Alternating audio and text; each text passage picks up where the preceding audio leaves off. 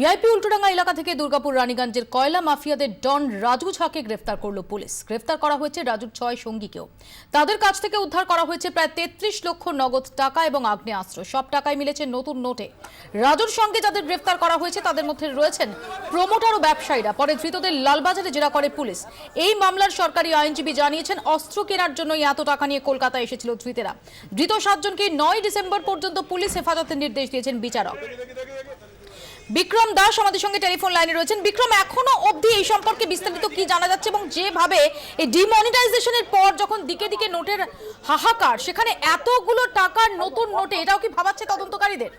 একেবারে এই বিষয়টা কিন্তু একটা বড় প্রশ্ন, কারণ 33 লক্ষ টাকার নতুন নোট, নতুন 500 এবং 2000 টাকার বান্ডিল, এই নতুন টাকা কোথা থেকে এই অভিযুক্তদের কাছে আসলো, এবং সেই প্রশ্নই কিন্তু আজকের সরকারি আইনজীবী আদালতে তোলেন। এবং তিনি যখন সাবমিশন করছিলেন তখন তিনি এর কথাও বলেন যে এই 33 লক্ষ টাকা যে নগদ পাওয়া গিয়েছে, যা নতুন নোট, সেই টাকা দিয়ে কিন্তু মূলত অস্ত্র কিনতে এসেছিল এই অভিযুক্তরা। এবং যেটা আমরা জানতে পারছি যে অভিযুক্ত রাজু এবং মনীষ শর্মা সহ যে 7 জনকে গ্রেফতার করা হয়েছে, তার মধ্যে রাজু কিন্তু মূল পান্ডা, অর্থাৎ যে কয়লা মাফিয়ারা রয়েছে সেই কয়লা মাফিয়াদেরও ডন বলা হয় রাজুকে, এবং সে সেই হিসেবেই কিন্তু গোটা এলাকা অর্থাৎ দুর্গাপুর, রানীগঞ্জ, আসানসোল এলাকার পরিচিত। এবং তার সঙ্গে সঙ্গে মনীষ শর্মা বা মনীষ যোশী, এই ব্যক্তির বিষয়ে কিন্তু বেশ কিছু খবর পুলিশ জানতে পেরেছে। পুলিশরা জানতে পেরেছে যে এই মনীষ যোশী ওরফে মনীষ শর্মা গত বিধানসভা নির্বাচনে বিজেপির হয়ে প্রতিদ্বন্দ্বিতা করেছিলেন রানীগঞ্জ বিধানসভা কেন্দ্র থেকে, এবং সেক্ষেত্রে বাকি যে 5 জনকে গ্রেফতার করা হয়েছে তাদের মধ্যে কিন্তু বেশ কয়েকজন মাফিয়া আছে, বেশ কয়েকজন সেখানে বিল্ডার এবং ব্যবসায়ীরা রয়েছে।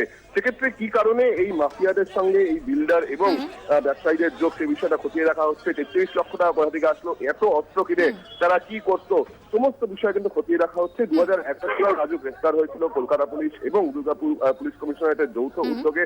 তারপর সে জামিন পেয়ে যায় এবং তারপর একটি রাজনৈতিক ছত্রছায়ায় গিয়ে কিন্তু ফের রাজু নিজের আধিপত্য এলাকায় কায়েম করে।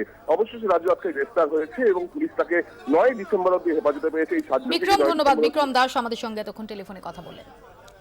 আর শিশু পাচারের পর এবার কয়লা মাফিয়া চক্র ফের নাম জড়ালো বিজেপির। পুলিশের জালে মনীষ শর্মা। গত বিধানসভা ভোটে রানীগঞ্জ থেকে বিজেপির টিকিটে দাঁড়ান মনীষ।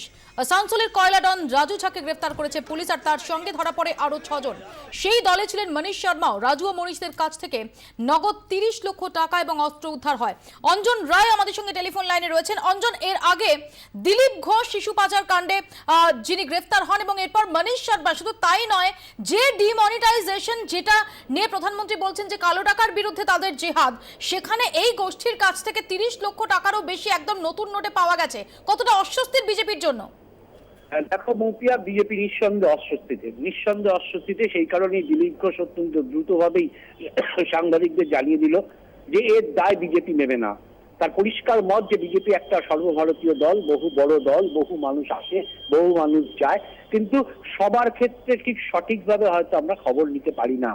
তিনি পরিষ্কার বলেছেন যে যিনি এই ঘটনায় গ্রেফতার হয়েছেন তার দায় বিজেপি নেবে না, এবং তার দায়িত্ব যে ভবিষ্যতে তাকে যদি বিজেপিতে থাকতে হয় তবে কলঙ্ক মুক্ত হয়েই তাকে বিজেপিতে আসতে হবে, তা নাহলে বিজেপির দরজা বন্ধ। অঞ্জন, এখানে আমার তোমার কাছে জিজ্ঞাসা যে দিলীপ ঘোষণ বা মনীষ শর্মা, তাদের দায় বিজেপি নিতে না চাইলেও কি এত সহজে এড়াতে পারে, বিশেষ করে দুজনেই যখন নির্বাচনে টিকিট পেয়েছিলেন? নিঃসন্দেহে এড়াতে তো পারেই না, কারণ এড়ানোর দায় এই মুহূর্তে দিলীপ ঘোষের, মানে রাজ্য সভাপতি দিলীপ ঘোষ নিজেই বুঝতে পারছেন যে এই দায় তারা এড়াতে পারেন না। সেই কারণেই ডক্টর দিলীপ ঘোষ যখন গ্রেপ্তার হন তখন ডক্টর দিলীপ ঘোষ রাজ্য কমিটির আমন্ত্রিত সদস্য ছিলেন বিজেপির। স্বাভাবিকভাবেই যখন গ্রেপ্তার হন তখন দ্রুত রাজ্যের পদাধিকাররা বৈঠকে বসে সিদ্ধান্ত নিয়ে নেন যে বিজেপিতে অংশগ্রহণ করার ক্ষেত্রে নতুনভাবে যারা আসতে চাইছেন তাদের ক্ষেত্রে আরো বেশি স্ক্রিনিং করা হবে, অর্থাৎ আরো খোঁজ খবর নেওয়া হবে তারা কিভাবে যুক্ত, কোনো পুরনো ঘটনা আছে কিনা। বুঝতে পারছেন যে এই একটা সারা দেশে যখন একটা কালো টাকার বিরুদ্ধে অভিযান করছেন কেন্দ্রীয় সরকার, সেই মুহূর্তে দাঁড়িয়ে রাজ্য বিজেপির নেতৃত্বের নেতাদের গায়ে নানা ঘটনায় কালো দাগ রাখছে, যা রাজ্য বিজেপির ক্ষেত্রে নিঃসন্দেহে একটা চিন্তার বিষয়। অঞ্জন রায় আমাদের সঙ্গে এতক্ষণ টেলিফোনে কথা বললেন। আমরা শুনে নেব দিলীপ ঘোষ, রাজ্য সভাপতি বিজেপির, তিনি কি বলছেন এই প্রসঙ্গে। যে রেড্ডি এমপি বিজেপির 500 কোটি টাকা খরচা করে মেয়ের বিয়ে, তার বাড়িতে প্রথম রেড করা হয়েছে। অতএব বিজেপি কাউকে ছাড়বে না, যে অন্যায় করেছে তার নিজের দায়িত্ব সেখান থেকে নিষ্কলুষ চলে আসা, তার সঙ্গে পার্টির কোনো সম্পর্ক থাকবে না। সঙ্গে সঙ্গে আমি এটা বাকি পার্টিকে বলছি, আপনারা ডিক্লেয়ার করুন যত করাপ্টেড লোক আপনাদের কাছে আছে, যার বিরুদ্ধে এফআইআর হয়েছে, জেল হয়েছে, তাদেরকে পার্টি থেকে বার করে দিন, দেখা যায় কার পার্টিতে কটা লোক থাকে। একই পরিবারের 4 সদস্য অগ্নিদগ্ধ, তবে একেবারে অক্ষত অবস্থায় ঘরে থাকা 4 মাসের শিশুকন্যাকে উদ্ধার করা গেছে। বাগুইয়াটির তেঘরিয়ার অগ্নিকাণ্ড ঘিরে রহস্য ক্রমশ বাড়ছে। গতকাল রাতে আচমকাই চিৎকার শুনে ছুটে আসেন প্রতিবেশীরা। দেখেন জ্বলন্ত অবস্থায় বাড়ির বাইরে ছোটাছুটি করছেন গৃহকর্তা অরুণ নস্কর, তাঁর স্ত্রী পূর্ণিমা এবং ছেলের বউ মিনা। প্রতিবেশীদের উদ্যোগে তাদের উদ্ধার করে হাসপাতালে পাঠানো হয়। প্রত্যেকেরই অবস্থা আশঙ্কাজনক। আগুনে পুড়ে সামান্য আহত অরুণ নস্করের ছেলে অমিত। ঘটনার সময় ঘরে থাকলেও অক্ষত অবস্থায় উদ্ধার করা হয়েছে অমিতের 4 মাসের শিশুকন্যাকে। আগুন কিভাবে লাগলো তা নিয়ে ধন্তে পুলিশ। প্রতিবেশীদের দাবি, বেশ কিছুদিন ধরে অরুণ নস্করের সঙ্গে ছেলে অমিতের অশান্তি চলছিল। গতকাল রাতে তাদের মধ্যে বচসা হয়, ফলে আগুন লাগার ঘটনা নিছকে দুর্ঘটনা নাকি অন্য কিছু তা খতিয়ে দেখছে পুলিশ। জেরা করা হচ্ছে অমিত নস্করকেও। দেখি এখানে পূর্ণিমা নস্কর পুরো ধাউ ধাউ করে জ্বলছে। তারপরে এসে নিচে দেখি ওনারা 3 জন পুরো পুড়ে গেছে। ছেলেটার হাতে, অমিত নস্করের হাতে অল্প লেগেছে। বারান্দায় সব মেন নামানো, সব অন্ধকার, জল ঢেলে পুরো বারান্দাতেই হয়েছে। ঘরে টরে তো কোথাও আগুন লাগেনি। দুটো ঘরে কোনো আগুন লাগেনি। ওদের গায়ে আগুন জ্বলছে তখন পুরো? আগুন পুরো দাদা 3 জনের কাছে জ্বলছে।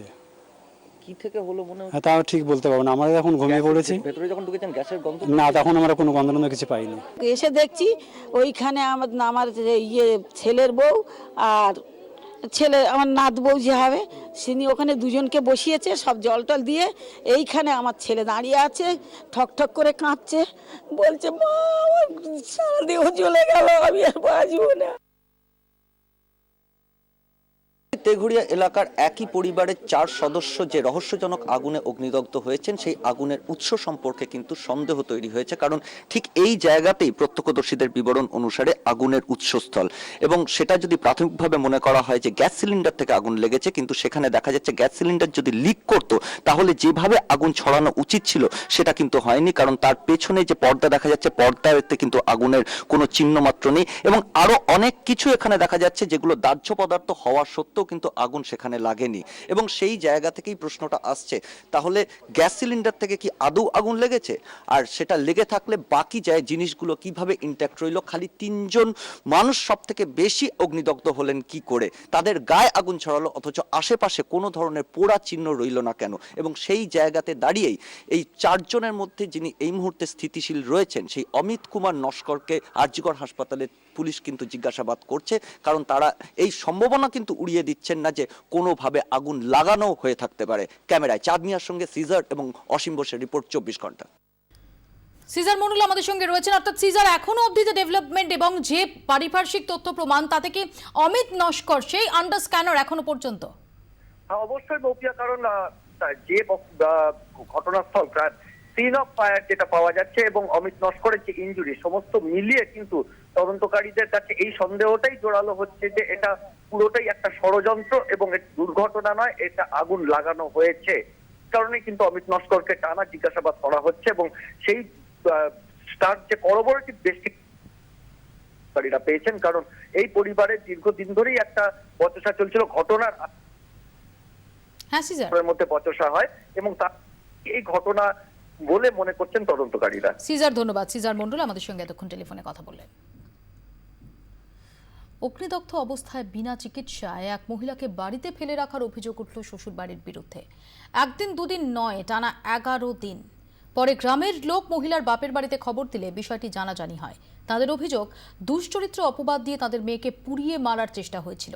ঘটনাটি ঘটেছে দক্ষিণ দিনাজপুরের বংশীহারি থানার বাদলপুর গ্রামে। গুরুতর আহত এই মহিলাকে এনে মালদা মেডিকেল কলেজ হাসপাতালে ভর্তি করা হয়েছে। বংশীহারি থানায় অভিযোগ দায়েরের পর থেকে বেপাত্তা তার শ্বশুর বাড়ির লোকজন।